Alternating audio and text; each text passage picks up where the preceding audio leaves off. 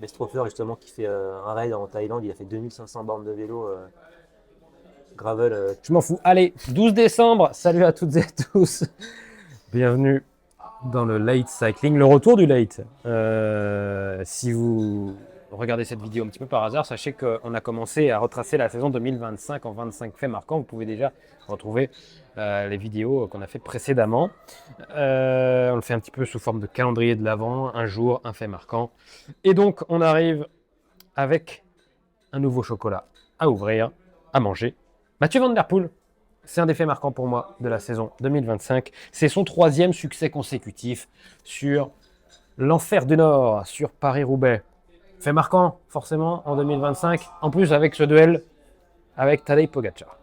Bah, c'est surtout ça, en fait. C'est vrai que s'il n'y avait pas eu Pogacar, on aurait peut-être assisté à la même victoire que c'est l'année d'avant qui fait son raid de 60 bornes Ouais. en solitaire. Là, on a de toute façon les plus belles courses de l'année sont celles où il y a eu où Pogacar n'a pas gagné. C'est vrai, on a eu un super Milan-San Remo, par exemple, un super Paris-Roubaix. Le reste, il a tout gagné, donc ça s'arrête là la liste. Non, mais c'est vrai que c'était magnifique. Et cette année, il a su dominer Pogacar. Il a un peu poussé à la faute dans ce virage, on se rappelle de la L'Amstel, sortie il de n'a route. pas gagné, on me l'a dit. C'est vrai, c'était une très belle course. Et donc, il a poussé à la faute Pogacar, qui a certainement payé son inexpérience sur Paris-Roubaix. Mais il a déjà pris date quand même en 2025, Pogacar et Mathieu Van Der Poel, d'ailleurs qui s'entraîne énormément cet hiver. Il sait qu'il va devoir être au top. Il a vu Pogacar, il s'est dit j'ai intérêt à être très très fort pour le battre en 2026 et en gagner un 4e d'affilée.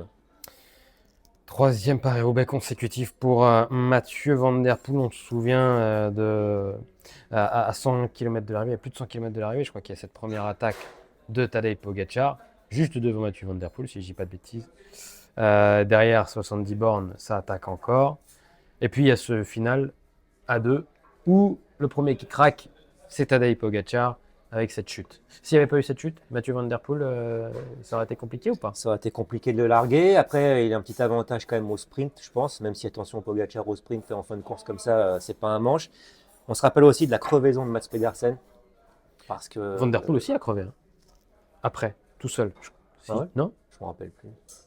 Si, je crois qu'il crève tout seul dans un secteur pavé où il y a le vélo qui. T'as pas préparé le truc Il y a aussi. le vélo qui tape un peu sur la voiture. La Ouais, voiture freine au dernier moment, blam, dépannage hyper rapide. Et Pogacar était à 1 minute. Bref. Ouais, Mais on s'en fout. il avait crevé aussi quand même, Pogacar. On s'en fout. Non, On bref, s'en fout, on s'en fout on s'en pas. fout pas. C'est le Chronicle débat. sur Non, mais dédicace. Alain Marchal et Olivier Truchot. je sais plus oui, Mats Pedersen, qui marchait aussi très très fort ce jour-là. Ouais, Et ça aurait été lui aussi. compliqué de le larguer comme ça sur le plat quand même. Donc ça aurait pu. En tout cas, on a d'ores et déjà hâte d'être à Paris-Roubaix, vu ce que nous ont montré ces deux coureurs. Enfin, un, on savait, l'autre, on savait. On savait pas, on s'en doutait quand même un peu. Mais c'est vrai que, tu vois, plus globalement, parce qu'on voit les deux courses qui manquent à Pogacar, notamment en Milan-San Remo et Paris-Roubaix, on voit à quel point il faut un Mathieu Van Der Poel extrêmement fort pour le battre. Mathieu Van Der Poel doit vraiment se dire dans sa prépa, et il s'entraîne beaucoup, on le voit, on le suit sur ses réseaux sociaux, en Espagne. D'ailleurs, c'est assez petit aparté, mais quand tu vois le mec hussard court, maillot en manche courte, tu te prends des seaux d'eau sur la tête en région parisienne, c'est un peu démoralisant. Bon, en tout cas, hâte Hâte de cette saison 2026. des Hâte classiques. de voir ce que va faire Mathieu Van Der Poel. Sur les classiques, face à lui, Tadej Pogacar, on l'aura bien compris, en espérant Wout van Aert aussi C'est à vrai. son plus haut niveau. Et Pedersen. On peut avoir Pedersen. un beau petit Paris-Roubaix. Wout van Aert, est-ce qu'on va en parler d'ailleurs dans les faits marquants de 2025? Je suis même pas sûr. Vous l'auriez mis, vous, dans les 25 faits marquants sur une course, Mathieu Van Aert? Bah, Ah si, Van Aert, si, on va en parler. Ah, si, c'est que quand même Montmartre. Encore une course où Pogacar a été battu. J'avoue. Je sais même pas si je l'ai mis. Ah, Bon, on verra ça je quitte ce jusqu'au Let's Say. 25 décembre, voir si Allez. j'ai mis du Van Aert ou pas. Non, bah, moi, je Salut. veux rien savoir. Salut Nico. Et ton Pogacar, il n'a pas gagné Paris-Roubaix, il n'a pas gagné. Ouais, c'est ce que je dis. Ouais, il n'a pas Milan-San gagné Remo, Milan-San Remo. Amstel, la dernière étape du tour, Non, mais les courses qui manquent à son palmarès. tour d'Espagne. Ouais, Ça va être son objectif. et le circuit de la Sarthe. Ah, bah, le tour du Finistère pendant qu'on y est. À mon avis, s'il y participe, il gagne.